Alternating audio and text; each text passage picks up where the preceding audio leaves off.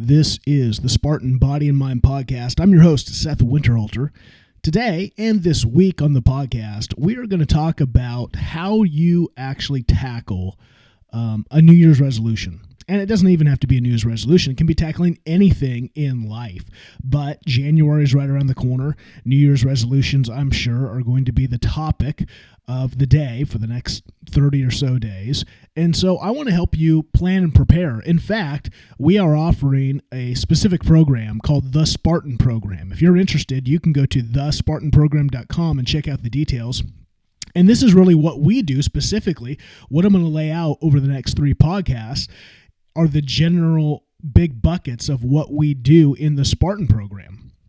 And so if you are looking to try to tackle something in life, I would encourage you to think about these 3 things. And those 3 things are this: you need a plan, you need a path, and you need a people. You need a plan, a path, and a people. So today we're going to talk about a plan. How do you create a plan? And maybe your goal is to get fit, maybe it's to lose weight, maybe it's to be more active. Whatever your goal is, you need a plan. And that's why we've created the Spartan Program. It is a specifically designed plan for you to tackle both nutrition, activity, recovery, but also mindset. Because the reason you're out of shape and overweight is because of your mindset. Mindset directs then your ability to eat right, to be active, to recover well. So how do you create a plan?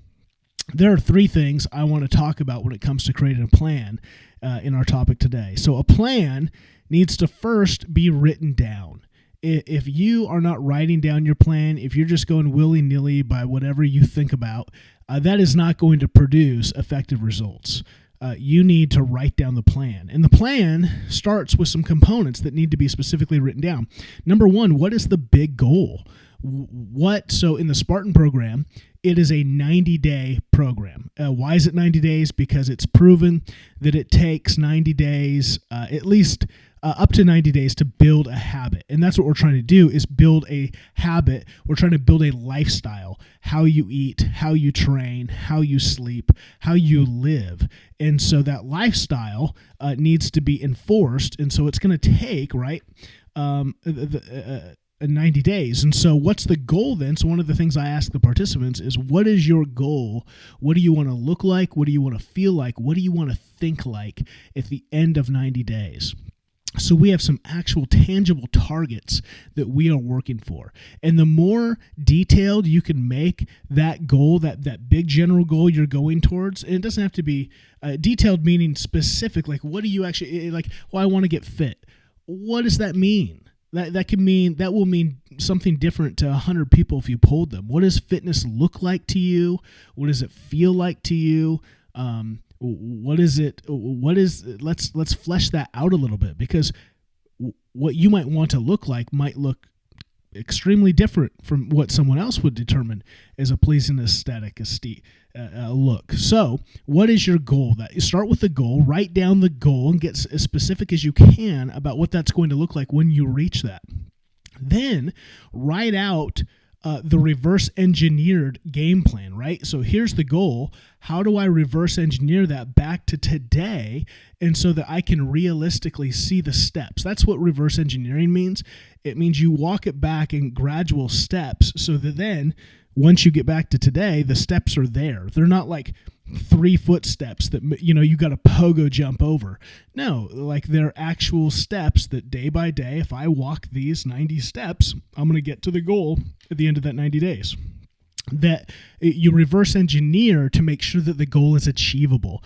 If someone says to me, I want to lose 100 pounds in 90 days, if we reverse engineered that back, we would never get to today. Like, there's not enough time in 90 days to lose that. It's not realistic. So what is realistic? Well, let's look at how much you weigh. We know that you can lose, it's scientifically considered healthy to lose 2 pounds per week. Okay, well, you're extremely overweight, so you know what? We're probably going to lose a little bit more than that, because we're going to start burning through a lot of that reserve. So, maybe you could lose 50 pounds in 90 days. Let's see. That sounds more realistic than trying to shoot for 75. You definitely can't lose 100, not in any healthy way. Right, you reverse engineer it down to make sure it's achievable. And as you reverse engineer that goal down, you may see, you know what, this isn't achievable. So I have a client right now, he wants to lose over 100 pounds. Okay, great, we're going to do that. It's just not going to be done in 90 days. What we're going to do in 90 days is lose this amount of weight. That's going to be our target to shoot for because that's realistic. But then we're also going to have something to shoot for. So we're building then habit so that at the end of the 90 days, we're already on a good track to achieve that in the 6 months, in the 1 year ahead of us. So that will encourage you. You don't have to go out. So you can say, I can set my goal for 90 days and then know that I'm going to have more goals after that if I can't accomplish the big audacious goal like losing 100 pounds. So what's the goal in a specific timeline? Reverse engineer that to make sure it's achievable, and then you need to write down a way to measure it. Make sure it's trackable. So if I'm creating a plan, the very first step is things need to be written down. And the 3 things I think that need to be written down are the big goal in a specific time frame. You need to reverse engineer that goal back to today so that there's achievable daily steps to take to get there. And then you need to write down a trackable system to make sure you are checking off those steps day by day as you go. Did I eat well today? Did I work out well today? Did I sleep well today? What are the components, the bigger components that you're going to track so that you can see success? Because if you don't track, you can have a goal, you can reverse engineer it down, but if you don't track that you are actually taking those steps, you're going to get to those, let's say the end of the Spartan program, 90 days, and go, well, why didn't I achieve results? Well, because you didn't do what you said you were going to do. You didn't track, and so you only hit, 2 steps out of the 7 per week that you were supposed to hit. Well, of course, now you're delayed another, probably 180 days. So write down the goal, reverse engineer it into achievable steps, and then track the daily steps that you take to make sure that you are on track to hit your goal. So that's number 1. When I'm creating a plan, first, some specific things need to be written down. Number 2, then, what the plan needs to be what I'll say all-encompassing. And I couldn't think of a better word. Maybe all-encompassing is too dramatic. But what I mean by that is this. Specifically, if you're trying to get fit, if you're trying to lose weight, you need to track, that plan needs to include nutrition. It needs to include activity. It needs to include recovery. I would say something unique about the Spartan program is it includes mindset, because I believe that your mindset is one of the key reasons where you're at today. Not disciplined, not consistent, false beliefs. There's things going on in your mind. Just the work of this, right? Creating a plan. That's mindset work that needs to be done. So when I say that the plan needs to be all-encompassing, I mean this. If you say, well, I want to lose weight, but I'm just going to go to the gym. Okay, well, here's the problem. You can't outwork a bad diet. You can go to the gym every day for 3 hours a day, and if you eat crazy sloppy, you're not going to see the effects. You've got to make sure that all the components are dialed in. Now, that doesn't mean that you've got to eat like a bodybuilder, train like a bodybuilder, and sleep like a bodybuilder, unless your goal is to become a professional bodybuilder. Then you need to do some work. You need to do all that work. But if that's why it's important to write, what's your goal? What do you want to look like? What do you want to feel like? Maybe you don't care about abs. You just know that you're carrying 30 pounds, 50 pounds of extra weight that's unhealthy, that's going to lead you to some health consequences. And you say, I can't have that. So I got to shed just this. I don't really care if I look muscular, I just know that I can't carry this much heavy weight. Great. That's a good goal too. Now you know the goal. Now let's eat. Let's be our nutrition, our activity, and our recovery will be in light of that goal. See, that's the other thing too. You have other components in life. You have relationships. You may have a family. You have work. You have hobbies, or you have extracurricular life activities that take your time, that take your attention. And so you have to figure out those too and make sure, not everyone has the bandwidth to eat, prep 8 meals a day and eat 8 meals a day and go to the gym for 3 hours a day and do all this kind of stuff. You've got to say, in light of everything that's going on, that's one of the things the Spartan program does, is it looks at your real life and says, okay, you may want to use the 90 days to really get after it. That Spartan program, what we do with activity, nutrition, and recovery, that may be the front of mind thing that you're going to give the most of your attention to because you want to see dramatic results. That's great. Some people go, I want to see results, but I care more about the Spartan program training me to be sustainable. So we're going to look at all the activities in your life and go, okay, you want to lose some weight, so we are going to need to get you there, and that's going to take a different level of discipline than just sustaining, but we're going to teach you along the way how to continue to enjoy life, how to make sure that you can have pizza night with the kids and not have to think about it, how you can enjoy, right, functions in life, birthday parties, and not care if you have a piece of cake. Like we want to make sure for everyone, even if you go all out crazy for the 90 days, we still want to make sure that you understand how to live a sustainable life, which is a lot easier. So for me, just to encourage you, I'm in the best shape I've ever been in my life at age 40. What am I now? 44, I think. I'm so old. Age 44, best shape in my life. And the last I don't even know. Well, let's say at least 2 months. We're at the end of November now. So I would say 3 months, September, October, November. I have eaten, for me, really sloppy. Now, what does really sloppy look like? Really sloppy means I have the same breakfast every day, no matter what. It's a very clean, very tight breakfast. I think that I will always eat that breakfast just because it's amazing. So I'm obviously on point on my breakfast. I'm usually on point for lunch, chicken and rice. If I'm out, I'll have Chipotle, so it's still chicken and rice. I usually do not mess up on lunch. So the first 2 meals of my day are usually solid. The third meal of my day, which sometimes I only eat right now 3 meals a day, which for me is crazy. Usually I have at least 5, if not 6. But right now, life is busy. Life is crazy with all of my work stuff, all of my life stuff. And so my diet's just been kind of, I try to get in as much protein as I can, but I eat when I'm able. And so dinner for me, I'll just be really honest with you. Dinner for me has been like chips. So I'll eat chicken. I'll get a Costco rotisserie chicken, be grazing on that chicken, and I'll eat chips and salsa. Right? So my carbs are chips, which is horrible. High sodium, horrible carb content, not doing anything for my body. And I've done that so many nights, like the majority of nights in a week.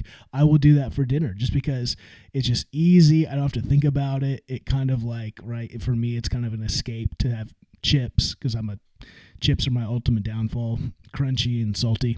And I like hot sauce. And so why am I sharing this with you? So I have been basically off diet for 2.5, 3 months. I still have abs. I still look,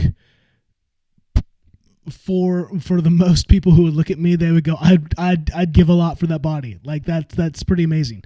And I say that to encourage you that once you get into shape, once you train your body and your metabolism, once you know how to eat healthy and how to even stay on point, but be able to have, chips every night for a while,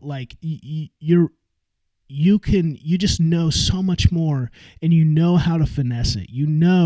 I know right now that, am I in as tight a shape as I'd like to be? No, I'd like to be tighter, but it's the winter, right? It's kind of bulking season. And so I know I can get away with this for a couple months. Now I can't get away with that. I've got to start dialing it in. So December, I'm back on the path. I'm actually doing a little bit of a bulk here. I'm going to push some, because I'm going to do the Spartan program with the people going through that. And so I want to do a hard cut. And so I want to bulk up a little bit. I want to get my calories high so that I can drop down in some health. So, but here's the thing. So back to that, it's got to be all encompassing. If your nutrition's not on point, I could right now, if I ate whatever I want, whenever I wanted, I would be a lot more sloppy. I'd be out of shape, a lot quicker. Because my gym, it doesn't matter if I'm still going to the gym. It doesn't matter if I'm still lifting heavy.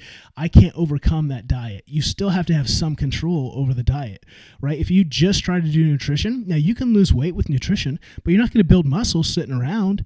And you want to build muscle. If you're going to really get fit, you want to build muscle, especially if you're getting older. You definitely want to build muscle because you're going to lose muscle. Just aging is going to lose muscle on your body, and you want those muscles so you have mobility, so you can get down on the ground with your grandkids, you can be active with the people that you love.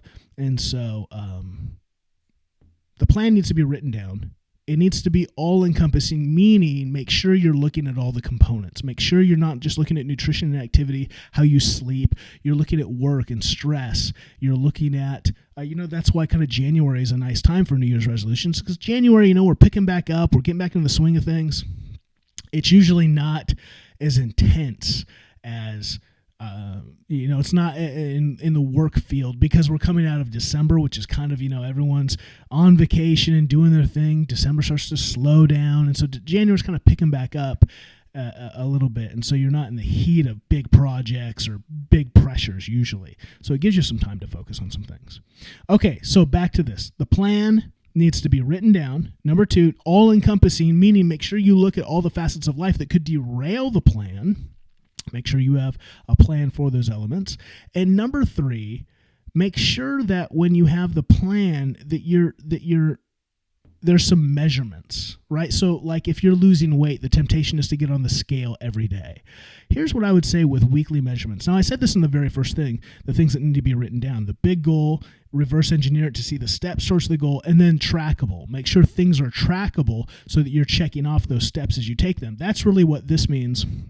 And number 3, in taking measurements, you want to be careful. You don't want to take your measurements too far out, because if they're too far out, you lose motivation. Meaning, if I only weigh myself every week, once a week, there might not be enough motivation to see the results.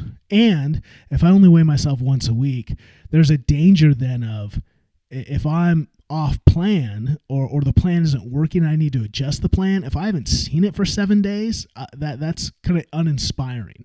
I might want to weigh myself every 2 to 3 days, or I might weigh myself every day and just not really care, right? So I would encourage that. I would encourage yourself to weigh yourself every day, but not care until day 7. Unless you're seeing some massive fluctuations, then you can call your coach and be like, hey, this is what's happening. We just want you to know to be, okay, yeah, I know. Remember, they can help you understand maybe there's some things that make sense as to why you're having those fluctuations. So you don't want it to be too far out, right? This is why I incorporate multiple things. I want you to weigh yourself. I want you to take pictures. I think every morning, if you weighed yourself and you took a picture of yourself as naked as you feel comfortable with in front of your bathroom mirror, you would start to see better results than just weighing yourself. Because weighing yourself, you get tempted just to lose weight, and that doesn't mean you're losing fat. There's a lot of components in weight. There's water weight, there's muscle, and so I would encourage you to take a picture as well so you can actually see things change. And do it every day, but I think assess it once a week. Assess, unless you're seeing some massive things with your weight that you might have some questions about, and that's why it's good to have a coach to be able to work through those things. But you should really assess it like on Saturday or Sunday and really look and see, what am I seeing? The other thing that you might want to, especially with losing weight, is measurements. Get a soft tape measure and measure your waist, measure your hips, measure your chest, measure some of those big parts, your thighs, so you can see the changes there too. That's another component, right? The more statistical analysis you have, the more data you have, the better your results, the better you can not only see your results, but then change your game plan, adjust your game plan to get better results, because you're going to have more data. If you're just using the scale, if you're just using pictures, there's not as much data there. If you're using all 3 of those, the scale, the mirror, and a soft tape, you are going to have really good results, because you're going to have much more data to make decisions based on. So you don't want to be too far out, because if you're too far out in your measurements, if you go, well, I don't want to do those things, I'll just do those things once a week, you might lose the motivation. You want to be mindful frequency for the motivation. But if you do it too close together, this is why I say if you look at the scale, if you take measurements every day, look at the scale every day, take a picture every day and fret over those things, you're going to be more tempted to give up because things are too fluctuating. Things you might be upset because, right, all of a sudden it's a high scale day. All of a sudden, right, you hold water more, and so your measurements were higher, and you're frustrated now, and all you see are the numbers. You don't understand some of the variables that might have caused those numbers to be the way they are. So you get depressed, you give up. So this is where, yes, you need to have measurements as a part of the plan, because measurements, data, it's really data. You need to be collecting data so that the plan moves forward to its execution, to accomplish the goal. If you don't, but you also need to be careful of that data and how you chew on it, how you respond to it, because it can make you anxious, it can make you unmotivated, and so just be mindful. Be mindful that it's data. I have a coach I work with who says, all data, no drama. It's just data. Let the data be used for data's sake. Don't let it cause you drama. And if you don't have data, you're probably going to be dramatic, because any data you do get is going to influence you in some poor ways. Okay, there's the plan. So let's rehash that real quick. It's a lot of information, a lot of me jumping on rabbit trails. When you're going to create a program for yourself, you're going to have a plan, you're going to have a path, you're going to have a people. Next episode on the path, 2 episodes is going to be on the people. Today on the plan. The plan needs to be written down. It needs to be all-encompassing, so you're looking at the totality of life that's going to go into that written down goal, and it needs to have data. It needs to have measurements. And I would encourage you to get as much data as possible, but also don't fret about that data on such a daily basis. Instead, have a weekly assessment of the data to be able to adjust in light of that. Okay, there it is. A plan written down, all-encompassing, and measuring the data. If you have questions, hit us up, SethWinterhalter.com, or go to the Spartan program. Again, we're doing some specials.